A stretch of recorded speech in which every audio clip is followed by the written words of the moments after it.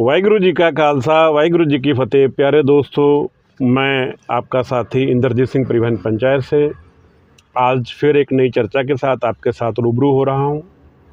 मित्रों, जैसा कि आपको पता है कि परिवहन विभाग या मिनिस्ट्री ऑफ रोड ट्रांसपोर्ट, मंत्रालय या सभी कोई हमें किसी न किसी तरह से लूटने खसूटने में लगे रहते हैं। अभी का जो वाक़या है मैं बताने जा रहा हूं कि ट्रांसपोर्ट डिपार्टमेंट के जो अधिकारी हैं वो किस प्रकार आपको लूट रहे हैं, या नेता लूट रहे हैं या मंत्री लूट रहे हैं। ये तो कोई जवाब जब देगा तभी पता लगेगा। मैं इसीलिए आप सभी लोगों से कहता हूं कि आप लोग सभी अपना अपना ट्विटर पे अकाउंट बना लें। आपको आपके हर सवाल का जवाब पता होना चाहिए, इसीलिए हम लोग प्रयास करते हैं। आज जो ठगी चल रही है, उस ठगी के लिए दोषी कौन है, मंत्री, संतरी या अधिकारी? हमारे भोले भाले टैक्सी चालकों को तो ये जानकारी भी नहीं है कि उनके साथ क्या शोषण होने जा रहा है और क्या शोषण होगा।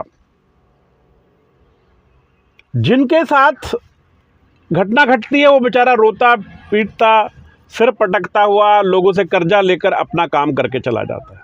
मैं आपको बताने जा रहा हूं होने क्या जा रहा है।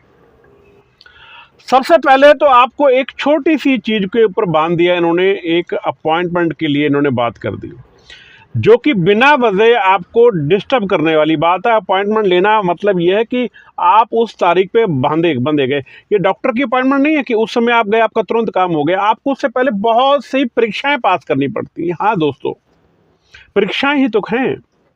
आपको स्पीड गवर्नर बनवाने के लिए जाना है, फिर आपको पैनिक बटन के लिए काम करने जाना है। इस तरह की कितनी समस्याओं से आपको रूबरू होना पड़ता है। अभी जो नया स्कैंडल चल रहा है, मैं धन्यवाद करता हूं परिवहन विभाग के अधिकारियों का कि उन लोगों ने, जो हमने आज से 4 साल पहले कहा था कि आप लोग जो अधिकारी हैं वो लोग हमारी गाड़ियां चेक कर सकते हैं, जैक लगा के चेक कर सकते हैं। जैक हमारे ड्राइवर ने लगाना है, हमारे साथी ने लगाना है, हमारे टैक्सी चालक मालक ने लगाना है। इन्होंने सिर्फ स्पीड चेक करनी। हमने ये बात कही थी, तो इन लोगों ने ये कहा था कि सर हमारे पास पर्याप्त स्टाफ नहीं है और हम ये काम नहीं कर सकते। हमने कहा बहुत अच्छी बात है।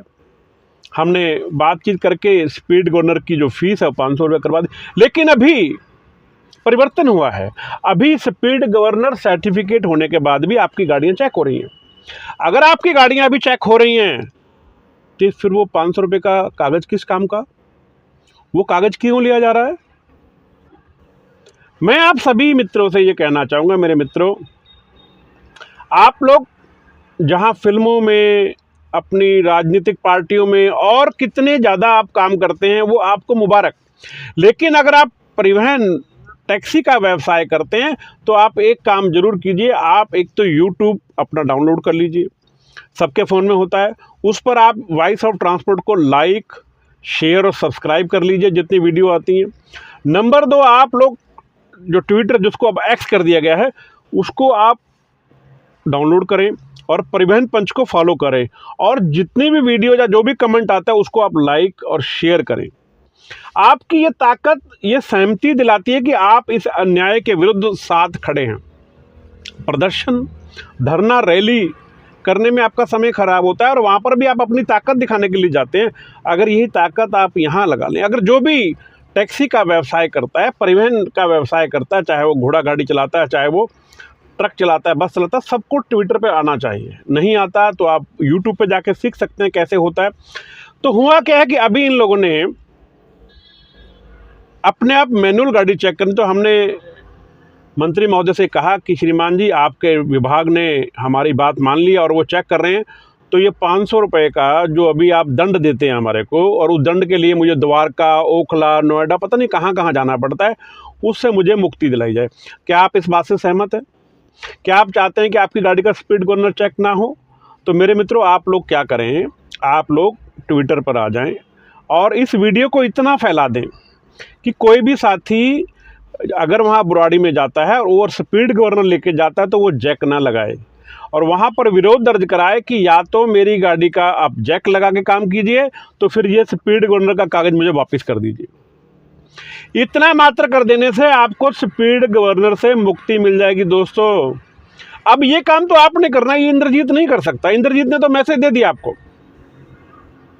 आप बार बार फोन करते हैं, अध्यक्ष महोदय, प्रधान जी, मान्यवर ये करा दो, ये काम आपका ऑटोमेटिकली हो गया, अधिकारी हमारी बात मान गए हैं। अब आपकी ड्यूटी बनती है, जब आप गाड़ी पास कराने जाएं तो अगर आपको जैक लगाने को बोले तो उनको बोलो जी ये मेरा जो स्पीड गवर्नर का कागज है ये मुझे वापस दे दो, मैं बीच में नहीं लगाऊंगा, क्योंकि मैं आपकी अपनी गाड़ी की स्पीड चेक कराने जा रहा हूं, जो मेरे लिए गर्व की बात है कि मैं आपके निर्धारित जो गति है उस गति पर चल रहा हूं। तो जब आप ये कार्य कर लेंगे तो आपका ऑटोमेटिकली स्पीड गवर्नर का सर्टिफिकेट अगली बार नहीं लगेगा। ये कितने लोग कर पाएंगे ये आप पर डिपेंड करता है। दूसरा मित्रों, आपके ऊपर बड़ी भारी तलवार लटकी हुई थी पैनिक बटन की। पैनिक बटन को ऑथराइज दिल्ली सरकार ने और ministry of road transport highway ने किया। उन्होंने ऑथराइज कर दिया कि ये जो लोग हैं इनसे आप पैनिक बटन लगवा सकते हैं। मैंने, मेरे मित्रों ने अपनी गाड़ी के अंदर 19,000 में, 18,000 में, 16,000 में पैनिक बटन सरकार के निर्देश अनुसार लगवा लिया। मैंने सरकार के कहे अनुसार वो कार्य कर दिया जिसकी ड्यूटी सरकार की थी, क्योंकि अगर सिक्योरिटी का मैटर है, अगर जनहित में किसी को हेल्प करनी है, जैसे कि बसों के अंदर मार्शल रखे गए हैं, इसी प्रकार अगर सरकार चाहती है कि सिक्योरिटी, जैसे वो रोड पर कैमरे लगाती है, मेरी गाड़ी में भी कैमरा लगवाए, मेरी गाड़ी में चाहे सोने की कील लगवाए, सिक्योरिटी का सारा खर्चा भारत सरकार को या दिल्ली सरकार को या जो भी सरकार लगवाती है उसको करना चाहिए।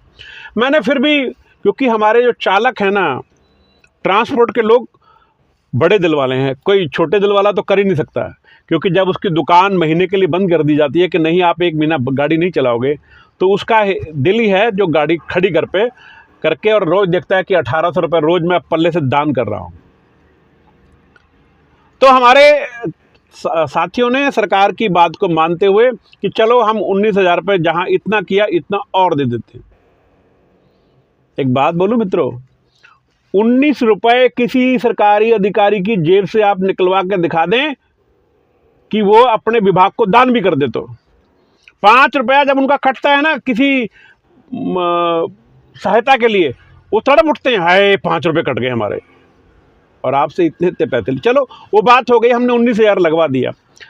अब इनके द्वारा जो ऑथराइज से उनसे लगवाया, वो पैनिक बटन जो कार्य नहीं करता, बटन दबाओ वो कार्य नहीं करता, हमने फिर भी लगवा लिया कि चलो सरकार के कुछ अधिकारी, कुछ मंत्री धनवान हो जाएं, शायद गरीब होंगे।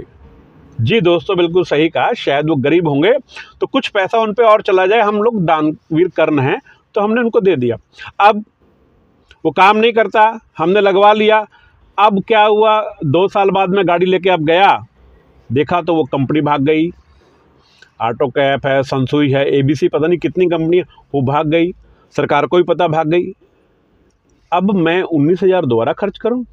मेरे दोस्त कर रहे हैं। मैं सबको बोलता हूं, जिस भाई का पैनिक बटन की कंपनी भाग गई है वो परिवहन पंचायत के कार्यालय में ज़रूर पहुंचे, आपकी पूरी सहायता की जाएगी और प्रयास किया जाएगा कि आपसे कोई भी शुल्क ना लिया जाए सरकार द्वारा।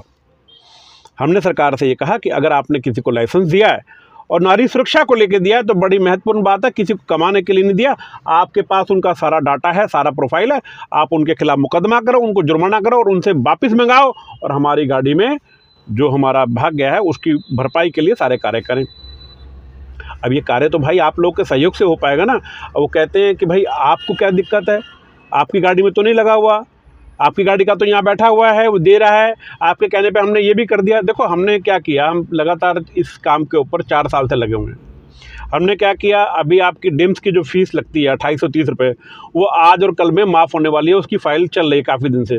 वो निर्भया फंड से हमने सेंट्रल गवर्नमेंट से पिछले साल पैसा मंगा लिया था, लगभग 1 साल होने को हो रहा है, लेकिन वो NIC के पास जाने में समय लग रहा है, तो किसी दिन भी चला जाएगा तो आपका वो पैसा बच जाएगा।